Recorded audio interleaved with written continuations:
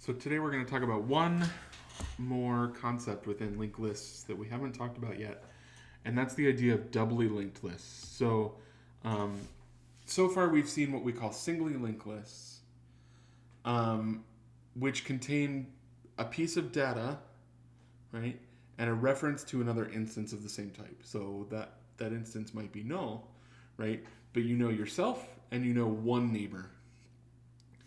And this means if we want to find something within that linked list, right, we need to make a linear scan through that entire linked list from the beginning to be able to find what we're looking for, right?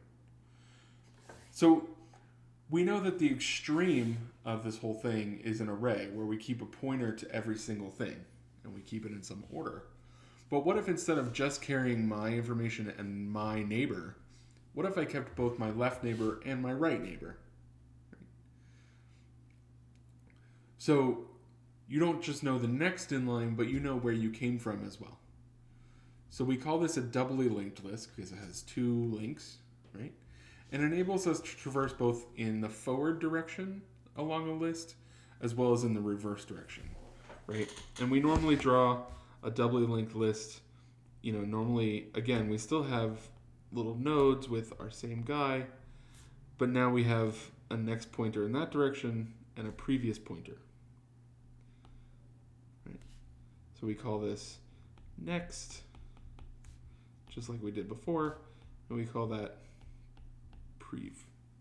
Sorry, that's really hard to read. P-R-E-V. Previous, right? Next and previous. So here's an example. So given a linked list, either singly linked or doubly linked, and a pointer to a node in the list, right? So we're given one node in this list. We want to print the node that comes after us and the node that comes before us. So I know this is a very contrived example, but in a singly linked list, basically what we have to do, in order to find the guy before us, we need to make a whole traversal from the head to find ourselves and make sure we save the pointer to the guy before, right? So if we had, this list here, and we were given this guy, and I said, print the guy before me, if it's this, right, then you need to go, well, this guy's next pointer isn't the one I'm looking for. This guy's pointer is the next one I'm looking for, so I'm going to go ahead and print him, right? Print that guy. But if instead I also had pointers in this direction, I could immediately say, okay, from here, print this guy and print that guy. So instead of it being almost linear time, or worst case linear time, it's constant time. So here's a more concrete example. Say we have a list of names, right? And this list of names is not necessarily in sorted order. I don't really know what order it's in, right? Because we're just dealing with the data structure for now. But this linked list, so the name node contains our name. It contains a pointer to our next guy, just like we had before. Our pointer to our previous guy, right? Has a constructor that just takes in the name. And we wrote this function called search, which given a name, returns the linked list node that has that name, right? So if the name, well, that should be equals s name, then return this pointer. Otherwise, if our next pointer is not null, then ask him to return the pointer. If my next neighbor is null, then I'm going to just return, right? Because this is doubly linked, we could actually run it from the back too, but we don't have to. So let's see how to use this. So assume in our main, we are given some list of names. So I don't know what this is. I'm not going to go into the exact details here. But we're given some list of names, and we want to create this in a linked list using our linked list node, right? So we're going to create our head node, just like we did before. We take that first guy so that we have something to reference, right? We pull him off. And then we're going to make an end node pointer just for us to be able to use in creating the array, in creating the linked list, right? And we're going to run a loop. So we're going to run through all of the names that we have in here. And one by one, we're going to add them to the list. So what do we do in order to do that? Right? We now know we're talking about here, we're going to add name I to list. Right? Well, what do we need to do? We need to make it a linked list node, right? So we're going to create a new node. Here we're creating a new node with names I, and for now we're just going to hold it in this pointer n, right? This variable n is going to hold on to it for a second. And we know that end.next has to point to it, right? And we're eventually going to make end equal to n. But what we haven't updated yet is this previous pointer. So what value does this previous pointer get, right? So we now have, right, let's draw a little picture. This is our end node.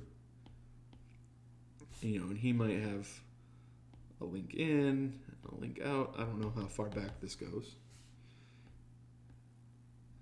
And this is our new n, right? And we made, so this line makes this link, right? What are we missing?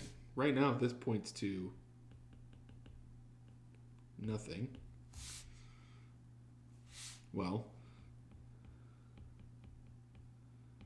it needs to point there, right? So we need to say n.prev equals end. Right? So we create the links in both directions, and then now we can update this pointer, right? Now this is end. And we keep doing that on and on and on and on. So now, let's say we're looking for the node Sean, right? So we think this person Sean is in our list, and we want to know who's next to Sean, who comes before and after Sean. Well, if it was a singly linked list, we would search for Sean, and then we would have to go and make another traversal. We'd have to make another traversal until we get to a point where we point to it. But now, so if we want to print the guy after Sean, that's always been pretty easy, right? We're just going to say after Sean is Sean.next.name, assuming it's not null, right? But how do we print who's before Sean? Well, before Sean is just Sean.prev.name, if you could see it, right? If I hadn't drawn a squiggly line over it. So now, with almost no work, we can print both the person who came before and the person after.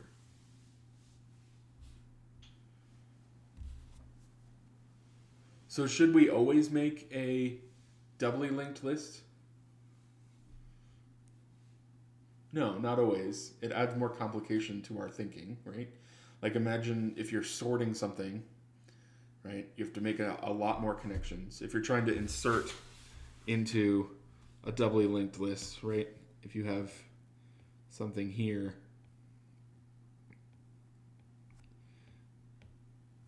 and we know this purple guy, needs to go between them. Well, now instead of just getting rid of this and adding this and that, now we also have to get rid of that and add this and that, right? Same thing with removal, right? If we're going to remove a guy, it becomes a little bit more complicated. Right? It's not super difficult, right? Because now we need to point that there and that there.